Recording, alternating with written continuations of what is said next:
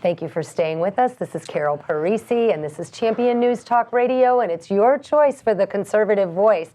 Today we are talking about school boards and how you could step up and run for your school board, how you should actually plug in and go to some of these meetings to find out what's going on. Now, let's say I wanted to run for school board, not that I'm saying that.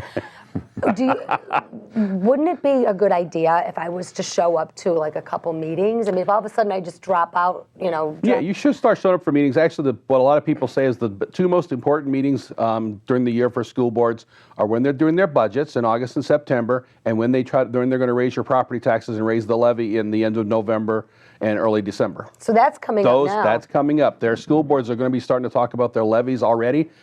Some districts are, so usually the November meeting or the December meeting, they're voting to raise your property taxes. Now, Lennie, let's talk about this. Wait a second. All of a sudden, you just said the word levy.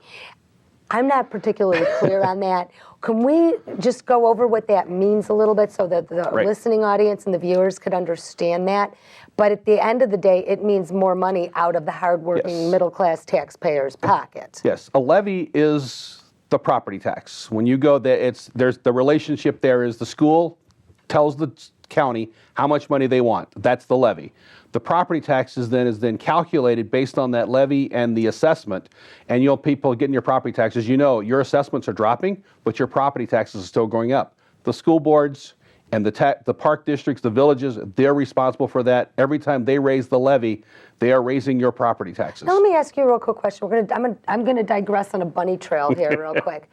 You just said park districts. Are those elected positions as well? Yes, they are elected positions as well. There's 7 members on a park district library board. Every one of those has taxing authority. Either 3 or 4, every 3 or 4, just like the school boards are up every 2 years in the municipal elections. Are those up? Those are also up. All municipal elections are coming up now. Lake County specifically has 695 positions up in spring. Wow. It's bad enough just going after the school districts, because the school districts are the toughest ones of all to get onto. Because why? Because you're going up against the education unions. The machine. The big machine. The machine wants their candidates elected. And they have the money. You're going to go up against somebody that can outspend you 100 to 1. Because there's $1,000 worth of dues each teacher in Illinois, roughly that average. $1,000 a teacher a year goes into the hands of the stinking teachers union, so they got tons of money to spend on all kinds of propaganda, and the newspapers give them a lot of free stuff because of the liberal jerks that are in the newspaper. They think that all this education stuff is connected with lots of money. Give away our money. So don't be fooled by that. It's an easy thing. You are up against the toughest protagonist in an election when you want to go to a school board. Because the union is going to elect the people to the school board. And the teachers that are the spineless ones, that some of them are spineless that belong to the union, will be out there walking and spending the money and the literature. The district will send out announcements that make it seem like the present ones on the board are perfectly okay. You're up against the biggest political team in the whole state that has bankrupted the whole state, and now you want to get on a school board. Well, lots of luck. You better realize this is tough because you're up against the big pros that do it for the money that goes into their pockets. Right. They try to. I'm not accusing them of a crime. Right. It's just how they operate. It isn't a crime to miseducate the kids. It's how they operate. Chicago way. Yeah, and they do that depending on the school district. Some districts are harder than others. Some of the bigger ones, Elgin U46 is a really tough one. So the Niles 219, that's the one that's going to be really tough to win.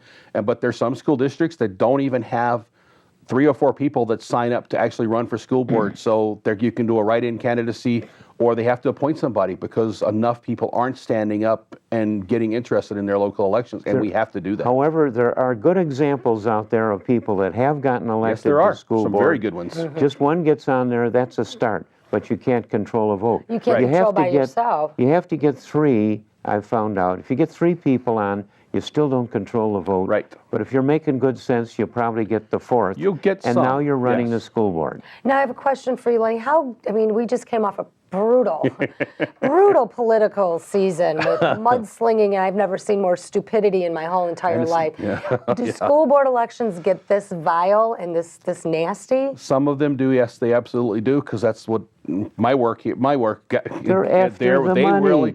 They will There's actually get, there's amount of illegal money. activity that goes on. Our school board, we have a sitting member that state's attorney said she committed 2 felonies, and she's still sitting on our school board. Seriously? Because they did not prosecute her. School board races can get very, very nasty. It all depends on the district, though. Some districts are better than others, but yes, it can be very nasty. Do they play the spending politics a lot of money. destruction? Yes, they do. Very Absolutely. nice. They're spending a lot of money. The lawyers make a lot of money off of it. The builders make a lot of money off. Anybody that deals with the school districts is getting top prices for whatever they provide. Like taking a roof. That school district will pay 4 times too much to the contractor that's favored. My school district, just for an example, 2 of the last school board presidents worked for the school district, or did. One of them had resigned, but he was resigned from the school board so they could give him a job making $75,000 a year. We have family members of our superintendent, one of our assistant superintendents, and the husband of the last school board president, before we defeated her in 2011, also went to work for the school district. So there's a lot of insider hiring. There's a lot of pay-to-play politics in there. It's incestuous. Coming out of the school boards. And you know what? This is all at the local level. If more all at the people local stepped level. up and paid attention on the grassroots way at the local level, things could be a lot better. Yep. There used to be, there still is a capital development board at the state level that sets down a lot of rules for these people and used to show you how much it would cost to build a building and what was permitted or not. But it's lost its teeth. The legislature has got to put the capital development board back in business.